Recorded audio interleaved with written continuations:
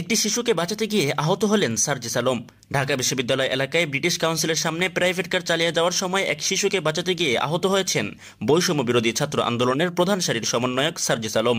বুধবার 5 ফেব্রুয়ারি রাত 9:30টার দিকে আহত অবস্থায় তাকে ঢাকা মেডিকেল কলেজ হাসপাতালের জরুরি বিভাগে নিয়ে আসা হয়। ঢাবি শিক্ষার্থীরা জানান, দুর্ঘটনার খবর পেয়ে ব্রিটিশ কাউন্সিলের সামনে থেকে সার্জিস আলমকে আহত অবস্থায় হাসপাতালে নিয়ে আসি। তার বাম চোখ ও মাথায় আঘাত লেগেছে।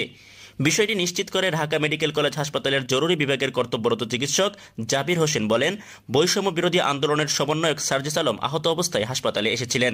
তার বাম চোখের পাশে সামান্য কেটে গিয়েছে, সেলাই দেওয়া হয়েছে। আহত সার্জিস আলম জানান, ঢাকা বিশ্ববিদ্যালয় দিয়ে বাংলা মোটরে বৈষম্য বিরোধী ছাত্র আন্দোলনের কেন্দ্রীয় অফিসে যাচ্ছিলেন তিনি। ব্রিটিশ কাউন্সিলের সামনে এলে একটি শিশু গাড়ির সামনে দিয়ে দৌড় দেয়। তখন বাচ্চাকে বাঁচাতে গিয়ে সজোরে ব্রেক করলে আইল্যান্ডের সঙ্গে ধাক্কা লেগে আহত হন তিনি।